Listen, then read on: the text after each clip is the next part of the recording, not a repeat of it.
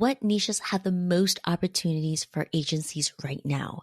Whether you say niche or niche, yes, the riches are still in the niches. In other words, specialization, not generalization, is where growth is most pronounced. But not all niches are equal in this economy. Some niches are ripe with untapped opportunities for agency owners to carve out and tailor your expertise. So what exactly are these lucrative niches? In this episode, I merge valuable insights from my work with niche-specific agencies and conversations with agency owners to share an emerging pattern for success in niches.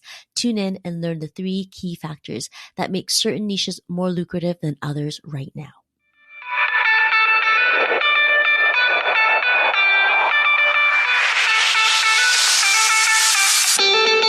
Welcome to the Small But Mighty Agency Podcast.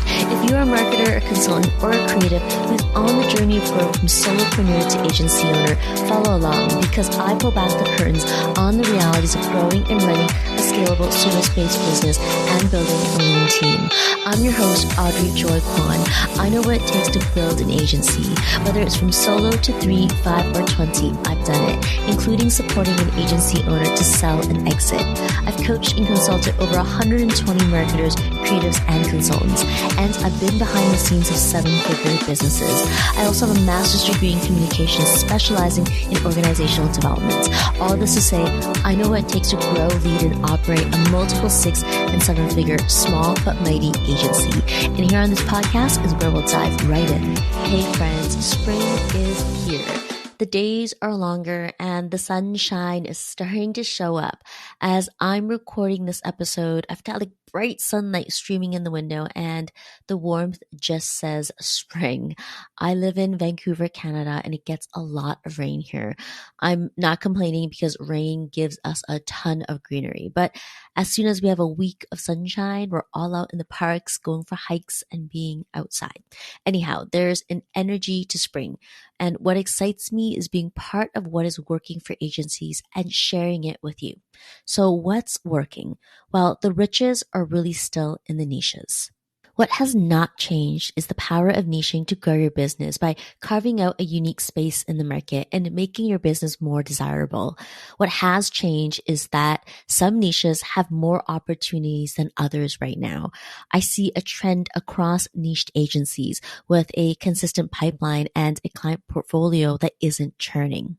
The types of niches these agencies serve share 3 through lines or 3 things in common that demonstrate opportunity in our current economy. Yes, the niche matters, and these 3 things the niches share in common make them great clients for agencies in our economy today. Before I discuss the 3 through lines and why they are important, let's briefly touch on the 2 categories of niches so that we're on the same page regarding definitions.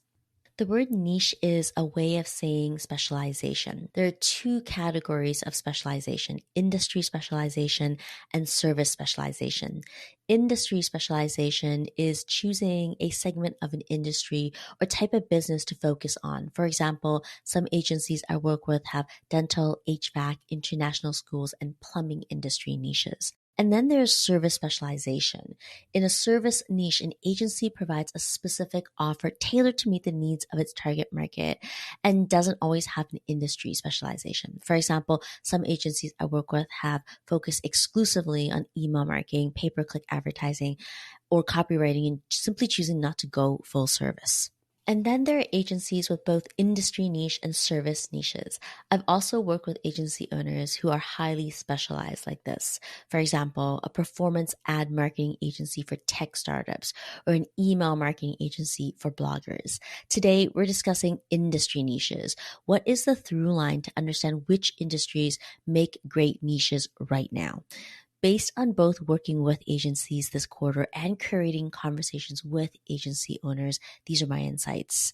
First, they are not glamorous niches. First, the most profitable niches right now are not the most glamorous, meaning they aren't sexy like luxury brands or tech companies. Instead, they might be considered boring because they are not savvy with marketing, branding, and communications.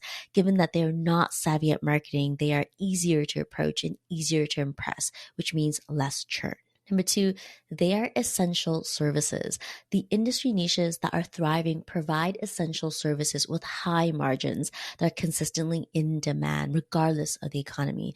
An essential service is not a nice to have, but a must have. This means that no matter what happens in the economy, people need these services in their lives. And we can't overlook the fact that these essential services also have higher profit margins.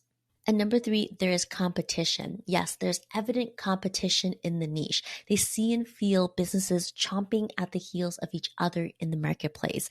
It's a real pain in the butt, but they don't want to deal with it and want somebody else to deal with it.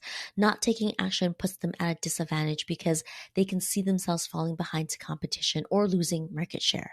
Now that we have the three through lines, number one, not glamorous, number two, an essential service, and number three, evident competition, I'll share two examples of niches that fit all three through lines with you. But the highest value is using the three through lines as a lens to examine the clients you serve. Again, the highest value is using the three through lines as a lens to examine the clients you serve.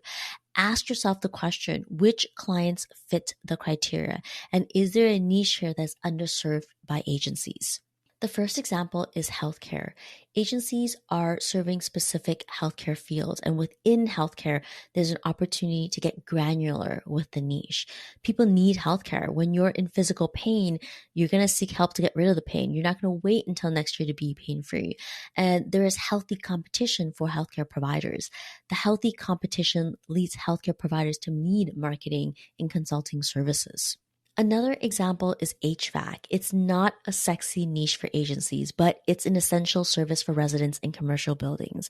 People need heating, ventilation, and air conditioning services, whether it's installation, repair, or maintenance. It doesn't fix itself, so it's a must-have. When these three ingredients come together, that being non-glamorous, essential service, and evident competition, you have an industry niche with demand and cash that currently needs your agency's expertise. The agency owners I work with that niche hard don't just wake up one day and choose a niche because there are riches in the niche. To do well in a niche, they have a connection to that niche, meaning you might have done great work for more than a few clients in the same industry, but you hesitate to claim the specialization. Whether you have a niche or are hesitating to claim one, I hope that this episode will help you identify your most profitable industry niche.